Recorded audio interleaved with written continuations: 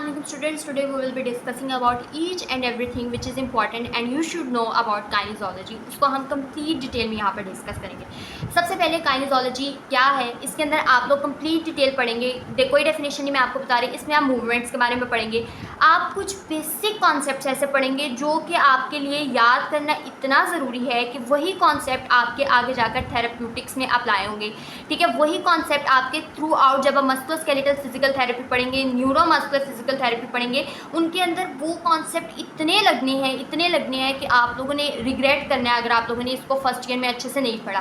Because एक एक line है उसके अंदर वो कॉन्सेप्ट लिखे हुए हैं और वो कॉन्सेप्ट्स आपको फिंगर टिप्स पे होने चाहिए जब आप ये काइनेजोलॉजी पढ़ते हैं। अच्छा, अब काइनेजोलॉजी आप लोगों ने पढ़नी कब है? काइनेजोलॉजी आप लोगों ने पढ़नी है अपने फर्स्ट ईयर में। ठीक है, कंप्लीट फर्स्ट ईयर में आप लोगों ने काइनेजोलॉजी पढ़नी है और अदर वर्ड्स में पहले 3 सेमेस्टर में जो है ना वो आप लोगों ने काइनेजोलॉजी पढ़नी है एज अ मेजर। ठीक है, ये एक मेजर सब्जेक्ट है।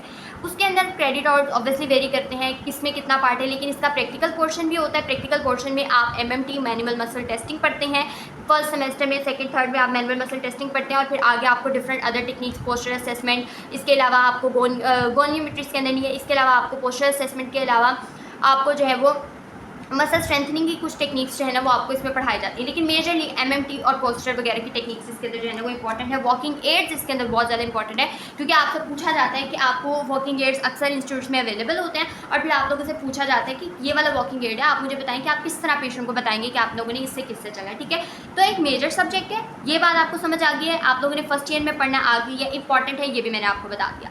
अब इसके लिए बुक कौन सी है? देखिए, ये एक सिंपल सी किताब है। ठीक है, ये किताब दिखने में बहुत छोटी है लेकिन इसकी वर्डिंग ठीक है कुछ ऐसी डिफ़िकल्ट है जो कि अक्सर स्टूडेंट्स को पढ़ना मुश्किल लगती है। लाइक मैंने जब इसको फर्स्ट ईयर में पढ़ा था मुझे भी इसकी वर्डिंग समझना बहुत मुश्किल, लेकिन एक लाइन है ऐसी उसके अंदर उसने कंप्लीट डिटेल दी हुई है और जब तक आप उस लाइन को समझेंगे नहीं, टाइम देकर उसको समझेंगे नहीं, तब तक आपको वो लाइन समझ लेंगी। ऐसी ऐसी लाइन्स है जो कि पूरा कॉन्सेप्ट लेकर बैठी हुई है जो कि उसने सिर्फ आपको इसमें एक लाइन के अंदर बताया है। तो इट इज़ वेरी इंपॉर्टेंट कि आप इस बुक को बहुत डिटेल में कम्प्रीहेंसिव सही तरह आप लोग पढ़ें। अच्छा, हमारा जो सिलेबस है वो बहुत कंसाइज है, उसके अंदर इसके सारे चैप्टर्स नहीं है, कुछ चैप्टर्स हैं जो कि आप लोगों ने बस पढ़ने हैं। ठीक है, सारे कंप्लीट चैप्टर आप लोगों ने नहीं पढ़ने। ठीक है, कुछ चैप्टर पढ़ने हैं और वो आपको प्लेलिस्ट मिल जाएगी, उसके अंदर सारे ही मैंने चैप्टर जितने भी कवर किए हुए हैं। वॉकिंग एड्स वाला चैप्टर भी कवर नहीं किया हुआ और practical chapter I will discuss it later. ठीक है, लेकिन ये सारे जो चैप्टर्स हैं वो आपको मैंने जितने भी इंपॉर्टेंट हैं जो करवाए गए हैं वो सारे चैप्टर मैंने आपके डिस्कस किए हैं। ठीक है स्टूडेंट्स, तो हम लोग काइनी का जो कोर्स है उसको यहाँ पर डिस्कस कर रहे थे। तो हम लोगों ने देखा कि काइनी के जो टॉपिक्स इंपॉर्टेंट हैं उसमें एक तो हमारे पास पहला चैप्टर है दैट इज़ इंट्रोडक्शन, फिर मैकेनिक्स चैप्टर नंबर 1 जिसके अंदर ये सारे टॉपिक्स हम लोगों ने डिस्कस किए। फिर हमारे पास introduction to movement chapter number 2, chapter number 4 जो कि स्टार्टिंग पोजीशन वाला है, chapter number 18 I guess posture वाला चैप्टर है, मसल स्ट्रेंथ और मसल एक्शन वाला चैप्टर है जो कि हम लोगों ने कंप्लीट इन डिटेल जो है वो मैंने डिस्कस किया। उसके बाद लैब वर्क है और लैब वर्क में मैंने आपको कहा था कि हम क्या डिस्कस करेंगे, मसल टेस्टिंग डिस्कस करेंगे। इसके अलावा हम लोग जो मेनली डिस्कस करेंगे वो मसल ग्रेडिंग का सिस्टम है जो कि हमारे पास आ जाता है मैनुअल मसल टेस्टिंग में। ये सारी कंप्लीट डिटेल्स जो है ना ये सारी रिलेट करती हैं मैनुअल मसल टेस्टिंग और as I have told you कि एवेल्युएशन ऑफ पोस्टर एक टॉपिक आएगा जो हमने इसके अंदर से जो है वो डिस्कस करना है। काइनेजोलॉजी 1, काइनेजोलॉजी 2 में हम टाइप्स ऑफ मूवमेंट्स और एक्सरसाइजेज डिस्कस करेंगे। Voluntary, involuntary movement, reflex, arc, ये चैप्टर नंबर मेरे ख्याल से 6 चैप्टर है आई गेस जिसके अंदर हम लोगों ने पूरा एक्टिव और पैसिव मूवमेंट्स वाले जो हैं वो टॉपिक डिस्कस किए हैं। रिलैक्सेशन वाला चैप्टर है जो कि मैंने आपको करवा दिया। डिराइव्ड पोजीशन है, सस्पेंशन थेरेपी है, न्यूरोमस्कुलर कोऑर्डिनेशन, वॉकिंग एड्स। अब नेक्स्ट आता है कि आप लोगों ने इसमें क्या क्या चीज़ें ऐसी हैं, क्या क्या इंपॉर्टेंट टॉपिक्स हैं जो कि आपको पता होनी चाहिए। जब आप फर्स्ट काइनी पढ़ते हैं ना उसके अंदर आपसे डिस्कस की जाती हैं स्टार्टिंग पोजीशंस। स्टार्टिंग पोजीशंस में आपको पता होना चाहिए, फिंगर टिप्स में होना चाहिए कौन कौन सी स्टार्टिंग पोजीशन है, क्या मसल वर्क है स्टार्टिंग पोजीशन का, आपको कंप्लीट पता होना चाहिए।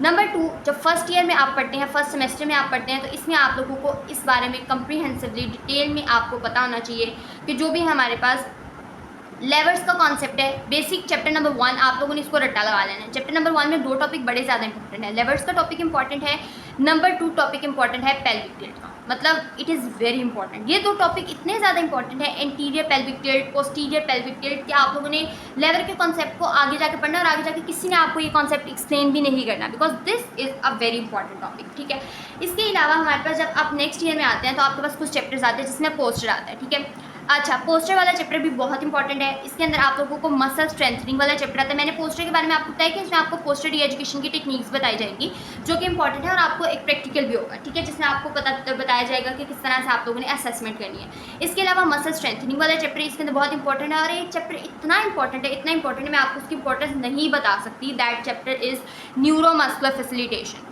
PNF techniques, peripheral neuromuscular facilitation. इतनी इंपॉर्टेंट टेक्निक्स हैं, लाइक आप लोगों ने इसको पढ़ना है।